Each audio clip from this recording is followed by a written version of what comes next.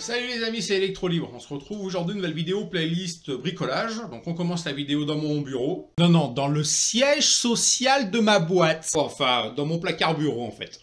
Vidéo dédicacée donc à Laurent. Laurent qui m'a envoyé un mail concernant une question pour un projet d'abri bûche au fond de son jardin. Donc c'est une question qui fait suite à la vidéo du retour de Phil où Phil nous présentait donc le desk qu'il avait construit à côté de sa piscine.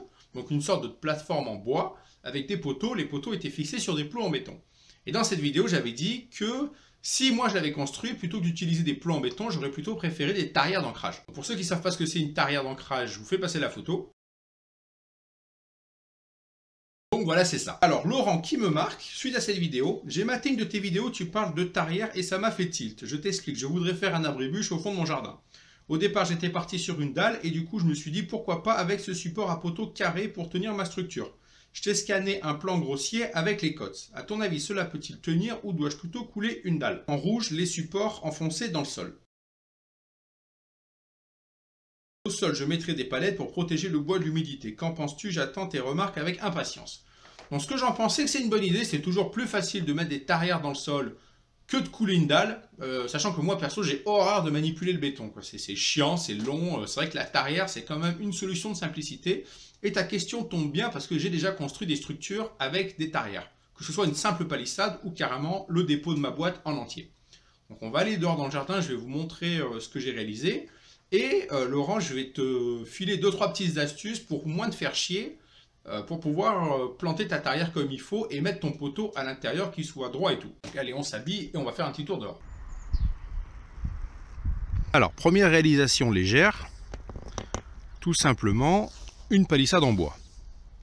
Donc qui repose sur 3 poteaux de 90 par 90 qui sont fixés sur 3 tarières de 70 cm enfoncées dans le sol. Donc là, on remarque que le carré de la tarière est toujours plus grand que le poteau, qui fait 90 par 90. Donc le poteau nage dans le carré de la tarière. Là, il y a une cale pour le bloquer et pour le niveau. Je vous expliquerai après comment j'ai procédé. Donc ça, c'est pour la construction légère, tout ce qui est plus classique. Maintenant, on va passer sur une construction plus lourde, ce qui nous intéresse. Ensuite, réalisation plus lourde. Donc ça, c'est mon dépôt. Donc c'est le dépôt de ma boîte, qui est fixé donc sur des poteaux 90 par 90 et les poteaux sont ancrés au sol donc avec des tarières. Bon, alors c'est quoi ce dépôt? À la base, le dépôt a été construit sur un kit Casto Manza. Et ensuite, on a habillé les côtés avec des plaques bitumées. On a fait un toit incliné, un pan pour mettre un bac acier afin que ce soit à l'abri de la pluie. Donc on va rentrer à l'intérieur pour voir comment ça se passe et au niveau de la fixation des petits conseils.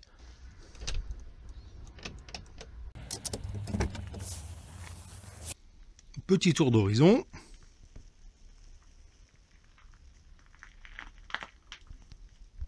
Alors, au niveau de l'installation, il faut d'abord faire un avant-trou à la baramine. Un avant-trou pas trop gros en diamètre, afin de pouvoir forcer quand même pour le visser, mais assez profond pour pouvoir visser jusqu'au bout, suivant le type de sol. Donc en général, voilà, 70 cm de profondeur, c'est bien, et en diamètre, un petit peu au-dessus du diamètre de la tige principale. Pas du diamètre de l'hélicole, sinon ça ne se vissera pas. Donc on commence à visser au moins 2 tours à la main, histoire que la tarière tienne toute seule debout. Ensuite, comment on procède pour pouvoir visser ça jusqu'au bout? Alors, on fait son avant-trou, on fait 2 tours à la main, histoire que la tarière tienne droite toute seule. Ensuite, on prend le poteau et on le met dans la tarière sans le fixer. Juste, on le pose. Alors, on va se servir du poteau pour pouvoir visser la tarière. Alors, comment on fait pour pouvoir visser le poteau qui est donc posé dans le carré de la tarière et donc visser la tarière dans le sol sans se défoncer les mains et quand même avec assez de force? Alors c'est pas compliqué, il vous faut déjà 2 serre-joints, donc pas besoin d'avoir des serre-joints de 50 km de long. Plus ils sont gros, mieux c'est quand même, ça facilitera le travail, mais avec des petits serre-joints comme ça, c'est réalisable. C'est avec ça que j'ai planté les miennes pour pouvoir monter le dépôt. Alors, comment on fait? En fait, on va se créer des bras de levier avec les serre-joints. Donc, on prend un serre-joint qu'on fixe comme ça.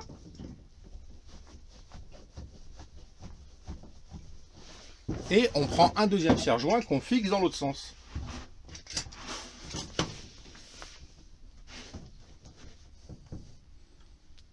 Donc, vous les serrez à mort. Et en fait, ça va vous faire donc des bras de levier. Vous avez donc un bras de levier comme ça et un bras de levier comme ça, ce qui vous permet donc de tirer d'un côté et de pousser de l'autre afin de pouvoir visser le poteau avec sa tarière dans le sol. Et avec cette technique, eh ben, c'est beaucoup plus simple parce que je vous garantis que si vous le prenez à main nue, vous essayez de tourner, c'est mort, ça marchera pas. Donc ça, c'est une bonne technique pour pouvoir visser son poteau tranquillement sans trop s'emmerder et sans se défoncer les mains. Les serre-joints, toujours très utiles. Et donc, voilà l'astuce. Une fois qu'on a atteint la profondeur voulue, on a dit tout à l'heure que le carré de la tarière était plus grand que le poteau, ce qui fait que le poteau nage dedans. Alors point positif, ça va permettre de pouvoir régler le niveau exactement du poteau. Donc vous mettez un niveau à bulle contre le poteau et dans l'espace qu'il y a entre le carré de la tarière et le poteau, vous rentrez des cales coniques comme ça. Comme elle est conique, plus vous tapez dessus, plus ça va pousser le poteau, soit l'incliner vers le fond, soit vers l'avant, droite, gauche. Donc là on en a deux de ce côté. Et là, il y en a une ici et il y en a une autre derrière. Vous pouvez en mettre comme ça un peu de partout, histoire de bien caler votre poteau et de pouvoir taper dessus et la rentrer au fur et à mesure pour pouvoir faire votre réglage pour que le niveau soit pile poil. Alors maintenant, les cales comme ça, où ça se trouve?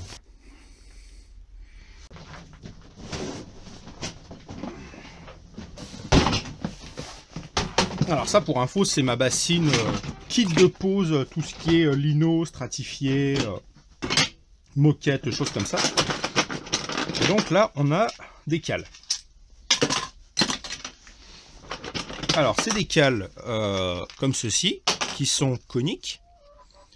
Ça sert en fait à poser les stratifiés pour faire l'écart entre le mur et le début de la pose, afin de faire en gros le joint de dilatation quand le parquet flottant va bouger suivant les températures et le taux d'humidité. Donc ça se trouve dans n'importe quel magasin de bricolage dans rayon parquet flottant. Ça coûte pas très cher, c'est vendu par paquet de 10 je crois il me semble. Et donc pour mettre un poteau dans une tarière, c'est l'idéal afin de pouvoir régler donc son niveau. Une fois que vous avez tapé sur les cales, d'un peu là où vous les avez mises, là j'en ai mis ici à droite, mais j'aurais pu en mettre à gauche, enfin où vous voulez, du moment que ça bloque le poteau et que vous pouvez régler votre niveau comme ça. Une fois que vous avez votre niveau, vous avez fini de taper, vous percez un avant-trou sur l'un des côtés. Donc là, il y a deux trous par côté. Il y en a un ici, il y en a un qui est sous les graviers. Là, on en a un là où j'ai mis le tire-fond, il y en a un en dessous. Et il y en a comme ça sur les quatre faces. Vous percez un avant-trou avec un forêt de 4 à bois, par exemple. Et vous mettez donc un tire-fond afin de bloquer tout ça comme il faut une bonne fois pour toutes. Donc moi, j'en ai mis un. Vous pouvez en mettre deux. Maintenant, ça ne sert à rien d'en mettre 4 non plus. Hein. 1, 2, ça suffit largement. Donc voilà au niveau de la fixation d'un poteau de 90 par 90 dans le carré d'une tarière. Donc préférez plutôt mettre un tire-fond plutôt qu'une vis, c'est quand même plus solide. Donc des tire-fonds, on en a toutes les tailles. Hein. Par exemple, je sais pas moi, comme c'est un poteau de 90 par 90, vous pouvez mettre tiens, du 8 par 50, c'est bien. C'est assez gros, ça va quand même assez loin. Au pire, vous mettez une petite rondelle. C'est pas mal. Alors moi j'en ai mis qu'un, vous pouvez en mettre deux. Voilà, ça sert à rien d'en mettre non plus 4 sur chaque face. Donc voilà Laurent, au niveau de ton projet, ben, c'est réalisable, la preuve c'est que moi je l'ai fait pour mon dépôt, donc il n'y a pas de souci, ça tient nickel. Moi le dépôt ça fait, ça doit faire 4 ans, 4 ou 5 ans je crois qu'il est construit, ça n'a pas bougé d'un poil. Quand on fait l'avant-trou avec la barre à mine, faut pas le faire trop gros, faut faire juste ce qu'il faut pour pouvoir visser à la main en forçant un peu les 2 premiers tours histoire que ça tienne droit. Et ensuite on enquille son poteau dedans, on met les serre-joints, on tire. Pour faire le vissage jusqu'au bout. Moi en général sur celle-là j'avais laissé ça au-dessus du niveau de la terre, arrivé à la fin, pour être sûr qu'il n'y ait pas de l'humidité qui remonte au niveau des trous sur le côté, au niveau du bois. Et ensuite voilà, j'ai calé mes petites cales coniques, j'ai tapé dessus, j'ai mis mon niveau à bulle pour régler l'inclinaison du poteau.